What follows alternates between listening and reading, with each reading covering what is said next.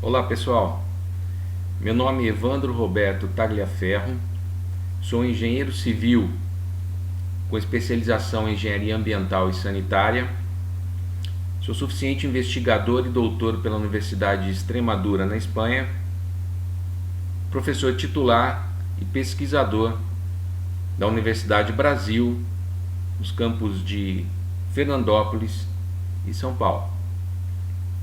Hoje nós vamos falar um pouquinho sobre coprocessamento de resíduos. Bom, nós sabemos aí que a correta destinação dos resíduos representa um dos maiores desafios para a sociedade contemporânea. O crescimento populacional e o constante desenvolvimento das indústrias exigem soluções para o manejo e destinação adequados dos resíduos, né? A indústria brasileira do cimento tem possibilitado desde o final dos anos 90, a eliminação de resíduos industriais em seus fornos como técnica de gestão de uma grande variedade de resíduos, objetivando a minimizar os impactos ambientais decorrentes das operações de outros ramos industriais, bem como a melhoria e a sustentabilidade econômica de suas operações. O coprocessamento. Coprocessamento, nós podemos dizer que é uma tecnologia amplamente utilizada na Europa, nos Estados Unidos e no Japão, que consiste na destruição dos resíduos nos fornos durante o processo de produção do cimento. Resíduos constituem parte então da matéria-prima e principalmente parte dos combustíveis fósseis não renováveis utilizados no processo de produção do cimento. O coprocessamento é uma atividade regulamentada que se enquadra nas diretrizes da Política Nacional de Resíduos Sólidos. Para que a gente possa ter uma ideia, vamos aqui relembrar um pouquinho dos objetivos, de alguns dos objetivos da Política Nacional de Resíduos Sólidos e que se enquadra e que permite, na verdade, o enquadramento do coprocessamento dentre esses objetivos. No artigo 7º da Política Nacional de Resíduos Sólidos, nós temos ali já no inciso 2, como objetivos, a não geração, a redução, a reutilização, a reciclagem e tratamento dos resíduos sólidos, bem como a disposição final ambientalmente adequada dos rejeitos. Importante detalhe aqui com a diferenciação entre resíduos e rejeitos, que nós vamos falar um pouquinho mais adiante. No inciso 3º, como objetivo ainda, o estímulo à adoção de padrões sustentáveis de produção e consumo de bens e serviços. A Política Nacional ainda, no seu artigo 7º, inciso 4º, coloca como objetivo a adoção, desenvolvimento e aprimoramento de tecnologias limpas como forma de minimizar impactos ambientais. Já no inciso 5º, redução do volume e da periculosidade dos resíduos perigosos também é um dos seus objetivos. E o incentivo ao desenvolvimento de sistemas de gestão ambiental e empresarial voltados à melhoria dos processos produtivos e ao reaproveitamento dos resíduos sólidos, incluindo a recuperação e o reaproveitamento e o aproveitamento energético desses resíduos. Ainda quanto à Política Nacional de Resíduos, nós temos no seu artigo 3º algumas definições importantes. Vamos lá. Destinação final ambientalmente adequada. Destinação de resíduos que inclui a reutilização, a reciclagem, a compostagem, a recuperação e o aproveitamento energético ou outras destinações admitidas pelos órgãos competentes do CISNAMA, SNVA, SUA-SA, entre elas a disposição final, observando normas operacionais específicas de modo a evitar danos ou riscos à saúde pública e à segurança e a minimizar os impactos ambientais adversos. Ainda como definições, o que seria disposição final ambientalmente adequada, e aí lembrando que tem uma diferença, claro, e aqui por isso que a gente está demonstrando isso, o que é destinação final e o que é disposição final, são coisas diferentes, né? A disposição final seria então a distribuição ordenada de rejeitos em aterros, observando normas operacionais específicas, de modo a evitar danos ou riscos à saúde pública e à segurança e a minimizar os impactos ambientais adversos. Pois bem, a política ainda nos traz como definição o que é rejeito, né?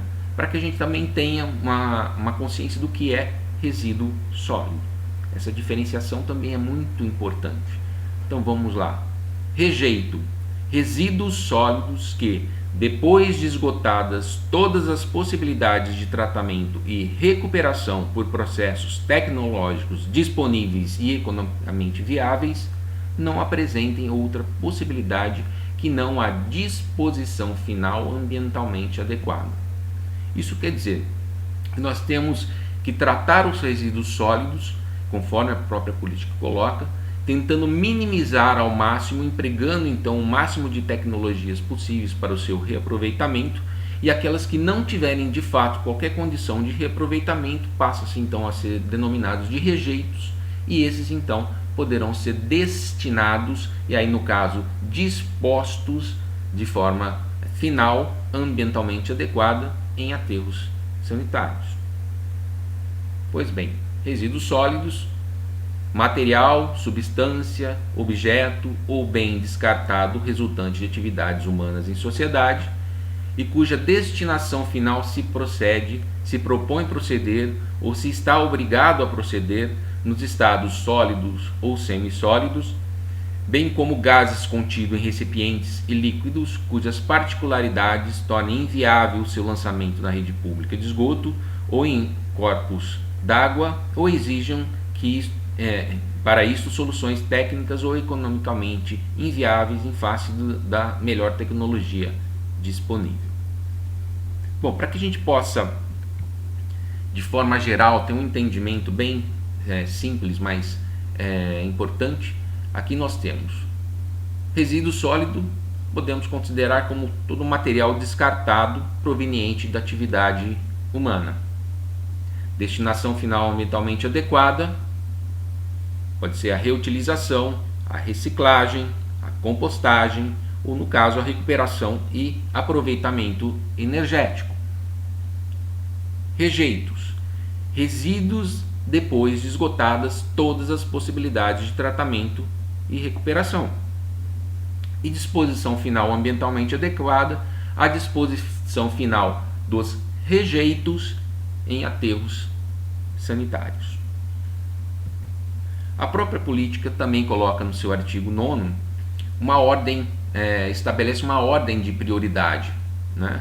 Uma ordem de prioridade para a gestão dos resíduos que deve ser obedecida em esgotamento de etapas como condição para que se possa implementar a recuperação energética dos resíduos, aqui no caso, como nós estamos falando, do coprocessamento, né? Então o artigo 9º nos traz: na gestão e gerenciamento dos resíduos sólidos deve ser observada a seguinte ordem de prioridade: não geração, redução, reutilização, reciclagem, tratamento dos resíduos sólidos e a disposição final ambientalmente adequada dos rejeitos. Parágrafo 1º. Poderão ser utilizadas tecnologias visando a recuperação energética dos resíduos sólidos urbanos, desde que tenha sido comprovada sua viabilidade técnica e ambiental e com a implantação de programas de monitoramento e emissão de gases tóxicos aprovados pelo órgão ambiental. No seu parágrafo 2º, a Política Nacional de Resíduos Sólidos e as políticas de resíduos sólidos dos estados, do Distrito Federal e dos municípios serão compatíveis com o disposto no caput e no parágrafo 1º desse artigo e com as demais diretrizes estabelecidas nesta lei. A gente tem uma melhor visualização dessa ordem de prioridade. Nós teremos aqui o que a gente chama de hierarquia e gerenciamento de resíduos, onde nós temos a prevenção e a redução, como colocado na própria política, né? O reuso, a reciclagem, aí entraria alguns itens de tratamento. No caso, a gente está falando de coprocessamento, a gente poderia então incluí-lo aqui nesse ponto, né? Resíduo para geração de energia, também um tipo de tratamento que estaria incluído dentro dessa hierarquia. A própria incineração, uma recuperação energética de fato desses resíduos através da tecnologia de incineração, e a disposição final em aterros. Um melhor entendimento aqui, uma outra exemplificação da hierarquia de gerenciamento de resíduos. Nós teríamos então a prevenção na ponta, né, como uma destinação final, evitando então a geração de resíduos, né? A redução com a minimização da demanda por matérias-primas, né? O reuso, que seria maximizar então a vida útil desses materiais, né? A reciclagem, reprocessar esses resíduos, né? Aí poderíamos então inserir aqui o coprocessamento, que é o aproveitamento da energia e de minerais contidos nesses resíduos. A incineração ou tratamento físico-químico, seria então a destruição ou a neutralização dos resíduos, né? E a disposição final seria então, por exemplo, os aterros sanitários. Pois bem, dessa forma, está claro que o processamento se enquadra dentro das diretrizes, né, dos objetivos propostos pela Política Nacional de Resíduos Sólidos. Coprocessamento, portanto, é uma tecnologia combinada que utiliza resíduos como substituto de matéria-prima convencional e combustíveis fósseis no processo de fabricação do cimento. Portanto, ela é uma operação combinada que, ao mesmo tempo que ela queima e destrói resíduos, ela produz o clinker, que é o material base para a produção do cimento. O processo de fabricação de cimento, só assim para a gente ter uma visão bem rapidona, né? Nós temos aí, ele é basicamente composto pela calcinação e fusão de material contido, aproximadamente 94% de calcário, 4% de argilas e 2% de óxido de ferro e alumínio, em forno rotativo, operado em temperaturas que variam de 1450 a 2000 graus Celsius. Nesse ambiente nós temos então a produção do clinker, que é material granular resultante da calcinação de uma mistura de calcário, argila e de componentes químicos como o silício, o alumínio e o ferro, e ele então é a matéria-prima básica da composição do cimento. A prática do coprocessamento de resíduos na indústria de cimento tem se expandido devido essencialmente, e aqui a gente coloca o que foi muito bem colocado por Rocha, Lins e Santos em 2011, né? O que eles chamaram de dilemas da sustentabilidade, que vão desde a garantia do suprimento de matéria-prima e de insumos energéticos até o cumprimento de normas e padrões, né? A sustentabilidade nesse setor cimenteiro é evidenciada principalmente pelo aspecto econômico. No caso, por exemplo, a gente pode citar o custo do suprimento de combustível, uma vez que as altas temperaturas nos fornos rotativos de clinker demandam um consumo muito grande de combustível. E a necessidade crescente de uma destinação ambiental e socialmente mais adequada dos resíduos perigosos provenientes de diversos processos industriais. Então, diante desses panoramas, nós temos aí, então, a prática de processamento numa expansão bem grande, né, e rápida de sua aplicabilidade. Neste contexto, nós temos que a indústria cimenteira, aí entre 1960 e 1970, utilizava e dependia praticamente do petróleo cru para a produção do clinker. Em 1980, ele migrou em parte para o carvão mineral e o carvão vegetal. E aí então passou-se a introduzir o uso de resíduos renováveis, resíduos industriais e sucatas no processo de produção do cimento. Surge então aí uma nova realidade: a utilização de resíduos industriais como combustível complementar aos combustíveis convencionais e aos resíduos de origem vegetal utilizados na produção de cimento. Isso colocou a indústria cimenteira em uma condição também inédita. Deixou de pagar por seu suprimento de combustível e passou a obter receita com a recepção de resíduos para o coprocessamento. Aqui então num outro universo, né? Passou então a contribuir para a compensação ambiental de outras atividades produtivas, como por exemplo os pneus. O que aconteceu? Apesar dele, mesmo a indústria do cimento, além de reaproveitar o poder calorífico dos resíduos na substituição então dos seus combustíveis para a produção de cimento, e também aproveitando parte desses materiais, desses resíduos como matéria-prima para a produção de cimento, também criou uma nova condição, que foi que a gente pode resumir aqui como a criação de um novo mercado, por exemplo, né? Então tem o ganho econômico pela não mais necessidade de pagar por combustível e passar então a receber por parte desse combustível na recepção de resíduos para coprocessamento, né? E a criação de um novo mercado, que é o mercado de compensação ambiental, como no caso da atividade dos pneus. Um exemplo que a gente pode dar dos pneus é justamente isso. Toda o ramo produtivo dos pneus precisava então compensar para as produções e a colocação desses pneus no ambiente, devolvendo X números de pneus anualmente, de forma a destiná-los adequadamente. E o destino então foi o coprocessamento, e nós vamos ver mais adiante que a contribuição na retirada desse material do ambiente e a transformação em energia realmente foi grande, né?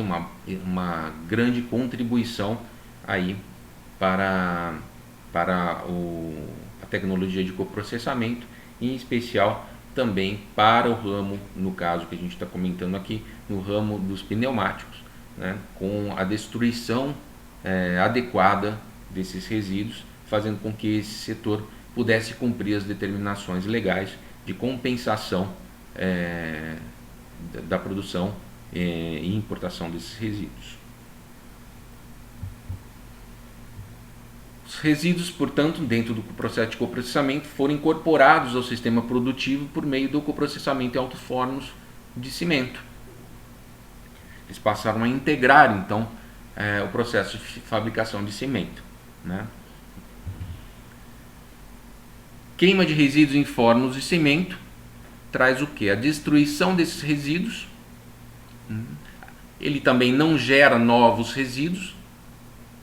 É diferente da incineração, que você tem a geração dessa cinza e você depois vai ter que dispor essa cinza em algum local, tá? No caso, ele não tem a geração de novos resíduos, a destruição é completa, né? E com isso nós temos então uma contribuição para a preservação de recursos naturais, uma vez que ele substitui não só os combustíveis tradicionais no processo de coprocessamento, mas também parte das matérias-primas que poderiam estar, que são utilizadas no processo de fabricação do cimento.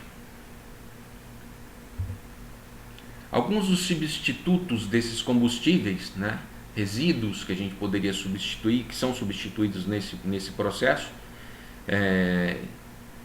nós temos aqui uma relação de alguns deles. Por exemplo, solventes podem ser reaproveitados, têm um alto valor calorífico, que podem então ser substituídos dentro desse processo, são aceitos na substituição desse processo. Resíduos oleosos, óleos usados de carro e de fábricas, graxas, lama de processos químicos, resíduos de empacotamento, resíduos de fábricas de borracha, pneus usados, resíduos têxteis, resíduos plásticos, serragem, resíduos de fábricas de papel, lama de esgoto municipal, farinha e ossos de animais, grãos de validade vencida, lama derivada de esgotos industriais, são alguns dos combustíveis, substitutos de combustíveis que podem ser utilizados, que são adotados, são aceitos para o coprocessamento, no coprocessamento. Dentre as matérias-primas alternativas, nós temos a lama com alumínio, né? Lamas siderúrgicas, né? Que contém ferro, areia de fundição, onde você tem a presença da sílica, terras de filtragem, refratários usados, resíduos da fábrica de vidros, gesso, cinzas, escórias, são matérias primas alternativas do processo de coprocessamento.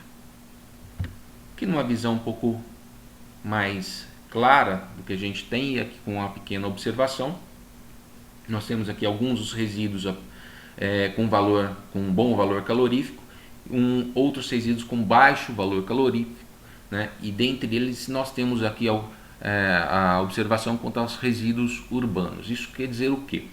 Alguns resíduos necessitam de melhorar as suas condições para que ele possa atingir valores caloríficos aceitos para substituição do coprocessamento.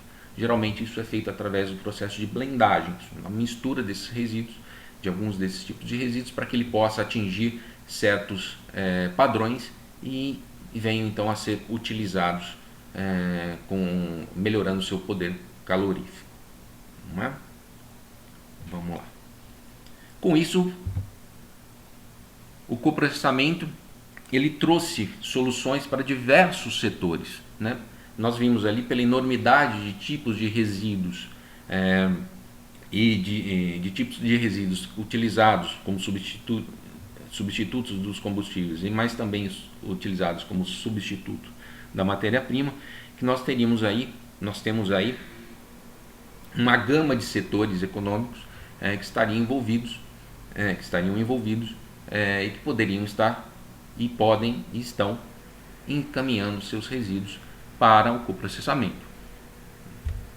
A indústria de papel e celulose, as indústrias de embalagem, metalurgia, os pneus, a siderurgia, a indústria química, energia elétrica, a indústria petroquímica, a indústria de automotores, indústria de alumínio, né? Todos eles podem direcionar seus resíduos, uma grande parte dos resíduos provenientes de suas atividades, para o coprocessamento em fornos de cimento. Okay? Só para a gente ter uma visão um pouco melhor, eu já coloquei um desenho aqui mais fácil para a gente entender, né? Todos eles podem conduzir os seus resíduos, destinar os seus resíduos de forma adequada para o processo de coprocessamento. Alguns resíduos não podem ser encaminhados, né? De uma forma geral, são resíduos proibidos para o processo. Nós estaríamos ainda com a proibição sobre os resíduos de serviços de saúde, os resíduos domiciliares brutos, né? Os resíduos radioativos, substâncias organocloradas, os agrotóxicos e as substâncias explosivas.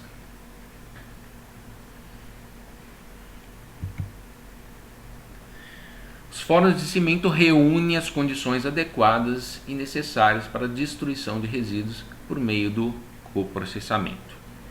Dentre essas características, o que nós podemos citar seria as altas temperaturas e o longo tempo de residência desse material dentro dos alto-fornos, a alta turbulência dos gases no interior desses fornos, o ambiente alcalino e oxidante presente no alto-forno, a estabilidade térmica presente também no alto-forno, são algumas das características necessárias à destruição e adequadas para essa destruição.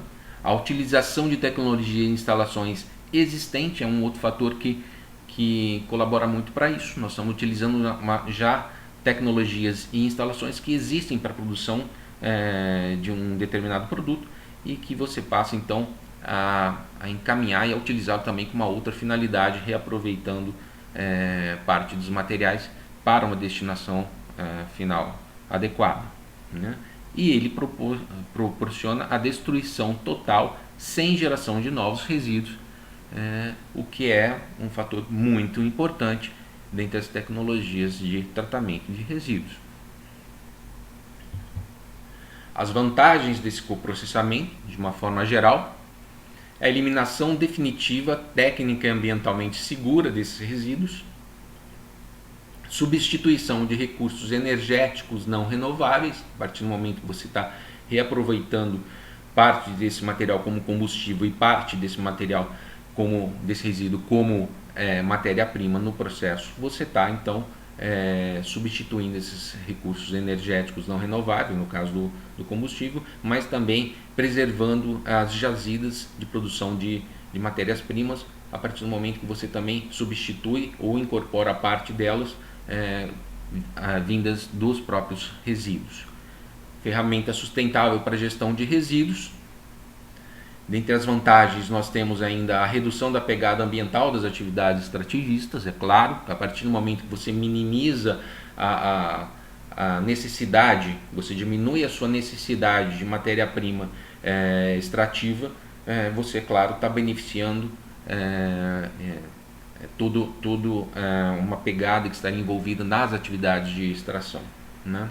A destruição de pneus velhos, hospedeiros, principalmente dos hospedeiros dos mosquitos da dengue, lembrando que na grande maioria das vezes os municípios encaminhavam esses pneus para os lixões ou para os aterros, e eles não podem ser aterrados, né? Porque tecnicamente quem lida com isso sabe que na hora que você coloca um pneu num aterro sanitário, ele aflora isso, ele não consegue, a partir do momento que você começa a fazer a compactação, ele não consegue se integrar e ficar dentro do maciço, ele acaba aflorando e fazendo com que isso desestabilize todo o aterro. Então você não pode colocar pneus no aterro sanitário, você pode colocar ali numa região à parte, né? E aí sim dá uma destinação final adequada. No caso, o coprocessamento tem suprido essa necessidade e dado essa destinação final, né? Dentre as vantagens ainda do coprocessamento, a redução de emissões de gás carbônico, né? E a geração de novos empregos, a partir do momento que você também você cria também toda uma gestão, uma logística que estaria envolvida para o encaminhamento desses resíduos para o coprocessamento. Quanto à legislação, de uma forma geral, nós teríamos aqui dentro da legislação federal o CONAMA 264/99, né? Resolução CONAMA 264/99, que fala sobre o coprocessamento em formas de clinker. Nós temos a resolução CONAMA 316 de 2002, sistemas de tratamento térmico, né, que menciona e fala a questão das dioxinas e furanos, né? A resolução CONAMA 258 de 99, que trata dos pneus. E aí nós temos as agências envolvidas, as agências estaduais, aqui como um exemplo nós temos a CETESB em São Paulo, FEAM em Minas, FEPAM no Rio Grande do Sul e IAP no Paraná. Dentre a cronologia da legislação, nós teríamos aí já em 98 a FEAM em Minas e a CETESB em São Paulo, né, deliberando sobre o coprocessamento, né, FEAM pela deliberação normativa 26 e a CETESB já lançando os procedimentos de coprocessamento. Em 99 nós temos então o CONAMA emitindo a resolução 264 sobre coprocessamento especificamente, e a FEPAM no Rio Grande do Sul a norma técnica 0199. 2002 o CONAMA 316, que fala sobre o sistema de tratamento térmico de resíduos. 2003, CETESB então coloca a norma técnica P4263. O SEMA no Paraná coloca a resolução 054 em 2006. 2009 a resolução 076 e 2010 a FIAM faz a sua deliberação normativa 154 também, dentre aí, para que a gente possa fechar aqui rapidamente uma cronologia inicial quanto aos sistemas de coprocessamento. Pois bem, em 2015, das 57 plantas integradas que possuem fornos rotativos para a produção de clinker, 38 são plantas integradas com fornos rotativos licenciados para o coprocessamento de resíduos, o que representa 67% do parque industrial brasileiro.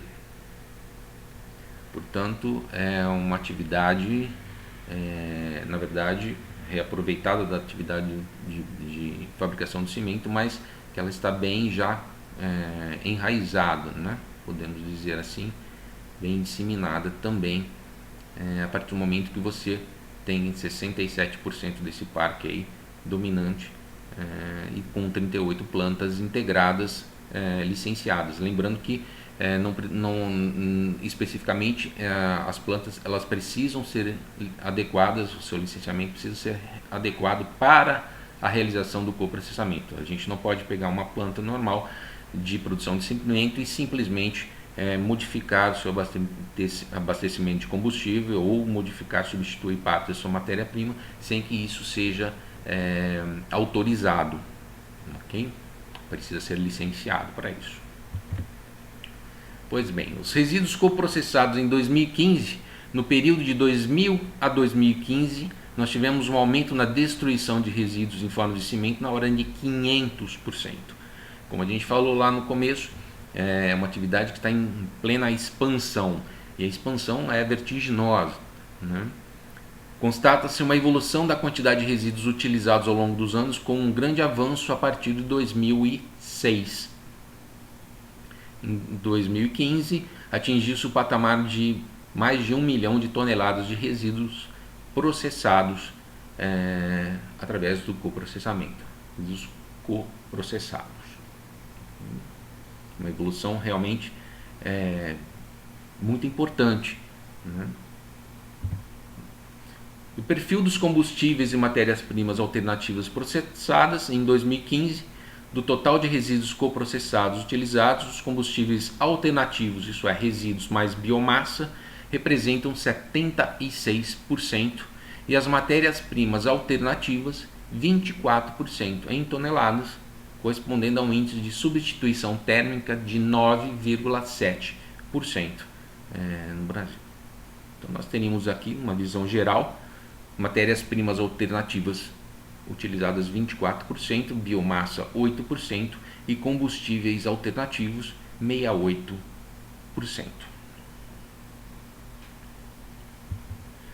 Se a gente parar para avaliar isso, nós temos que verificar em termos gerais, principalmente se nós fizermos um comparativo em nível mundial de índice de substituição térmica através do coprocessamento. O Brasil tem muito a crescer ainda nesse tema, né? E esse avanço, rápido avanço que nós temos tido, nos dá aí a ideia de quanto a gente ainda pode crescer e que isso rapidamente vai ser um crescimento rápido que nós teremos nisso, né? Continuando, se a gente continuar aí as projeções de acordo com o histórico que nós temos até hoje. O Brasil, com 9,7% de substituição térmica, é um valor ainda pequeno, perto do grande percentual que nós encontramos em outros países.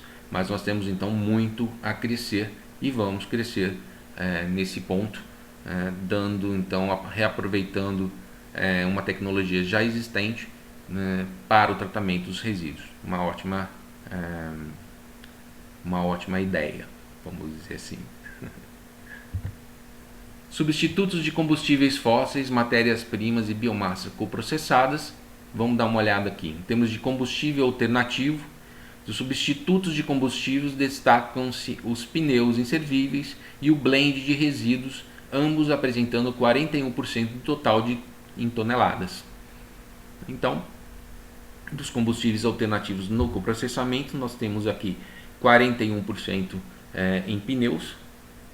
Nós temos aí o blend de resíduos, que isso é, como eu disse lá atrás, é uma mistura de resíduos para que você possa ter uma condição calorífica e outras características que possam ser aceitas no processo de coprocessamento. Nós teríamos então nesse blend 41%, resíduos líquidos 1%, óleo usado 6%, torta de filtração 2%, resíduos da indústria calçadista 1%, borrachas diversas 1% e outros resíduos em torno de 7%.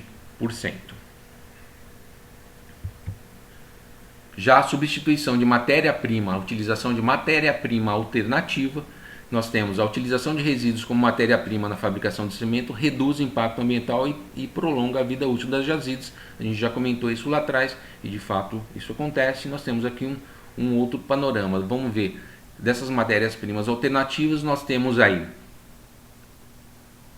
caripa de ferro 8%, solos contaminados 14%, cascalho de perfuração 3%, SPL 18%, areia de fundição 8%, escória 8%, cinzas 4% e outros, uma gama de outros materiais que totalizavam 37% e que foram utilizados como matéria-prima alternativa. Dentre os combustíveis de biomassa coprocessada, os combustíveis oriundos da biomassa representam 8% da matriz de combustíveis alternativos coprocessados, sendo deste total 48% de casca de arroz. Então nós temos aqui lama de tratamento de esgoto com 2%, nós temos aí casca de arroz com 48%, cavaco de madeira não impregnada 23% e outros 27%.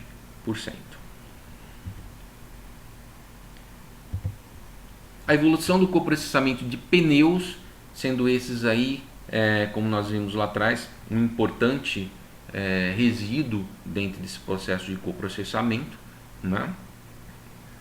Até porque é um resíduo de alto valor calorífico, né? E que foi amplamente utilizado e tem sido amplamente utilizado até porque é eu posso até dizer que por hora é a melhor forma de destinação final de pneus que nós temos disponível aqui, né? Vamos lá, nós tivemos então uma evolução de 2005 a 2015 vertiginosa desses resíduos, né? Do envio desses resíduos. A evolução de coprocessamento de pneus, nós temos aqui a tabela anual em tonelada de pneus de 2005 a 2015. Então, 2005, 67.280 toneladas, 2006, 93.000, 2007, 142, então tivemos já um avanço bem grande no envio de pneus para coprocessamento de 2006 para 2007, né?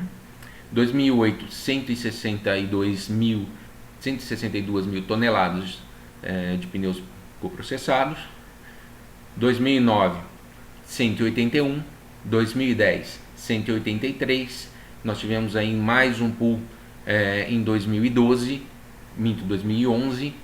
225, 2012, 225 mil toneladas de pneus coprocessados, 2013, 286 mil toneladas, 2014, 286 mil, 2015, 296 mil, totalizando aí 2.156.837 toneladas nesse período de 2005 a 2015.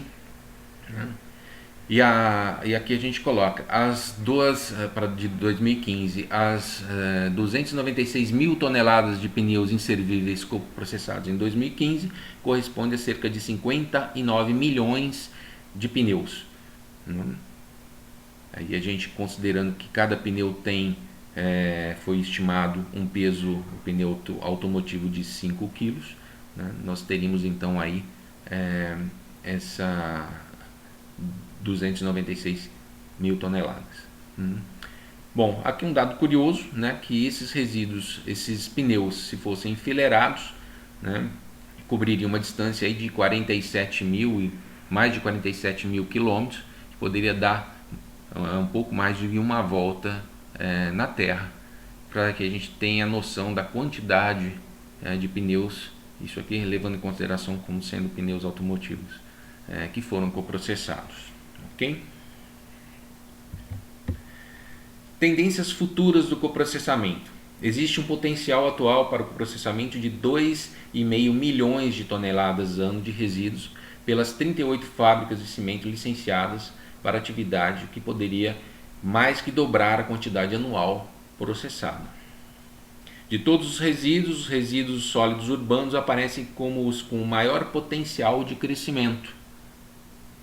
Nós temos aí uma gama enorme de resíduos sólidos que podem então ser destinados, ou se não diretamente ao tratamento, podem ser preparados para atender as características de coprocessamento e então ter a sua destinação final adequada através do coprocessamento. Na Europa, sua utilização é expressiva, mas no Brasil depende de regulamentação específica para coprocessamento deste tipo de resíduo. Existe também um potencial de crescimento do coprocessamento da biomassa, medicamentos vencidos, a depender de ações de estímulo a serem desenvolvidas, ambas modalidades contribuindo para a mitigação das emissões de gases de efeito estufa, entre outros. Algumas considerações importantes também nós temos que abordar aí, mesmo que rapidamente, com relação ao coprocessamento. O coprocessamento é parte de um sistema produtivo, a fabricação de cimento, né? É uma atividade industrial que realiza a combustão de resíduos em alta temperatura e, como tal, é claro que apresenta riscos associados. Nem tudo é mil maravilhas, não? A combustão de resíduos perigosos apresenta riscos tanto ambientais, como ocupacionais, como de saúde pública. Por essa razão é que as regulamentações sobre o tema enfatizam que a tecnologia visando a recuperação energética de resíduos precisam ter comprovado a sua viabilidade técnica e ambiental e contar com os programas de monitoramento, inclusive a emissão de gases tóxicos, como nós vimos nas determinações, objetivos e diretrizes da política nacional logo no início da nossa apresentação. Então nós podemos achar que, sendo uma atividade produtiva, uma atividade industrial, nós não teríamos riscos associados. É claro que temos riscos associados, como em qualquer outra atividade produtiva. E principalmente nesse caso nós estamos lidando com a queima, com a combustão de materiais perigosos e que apresentam uma gama de características de poluentes significativas que vão passar por uma reação à queima. Então nós temos que saber que esses riscos existem, vários autores abordam essa questão, né? Mas também por essa razão mesmo que as determinações, as normas colocam a questão da necessidade de você ter um monitoramento, inclusive quanto à emissão de gases tóxicos. Vários autores apontam riscos na operacionalização do coprocessamento, como a elevação de poluentes incorporados ao cimento e insumos, as emissões atmosféricas, sobretudo aquelas referentes a dioxina e furanos, entre outras, os impactos na qualidade do ar do entorno de onde está a planta de coprocessamento, né? Contudo, enfatizam esses autores que operacionalizado com sistemas de controle e monitoramento adequadamente ativos, tais riscos são minimizados, assim como toda a atividade industrial que lida com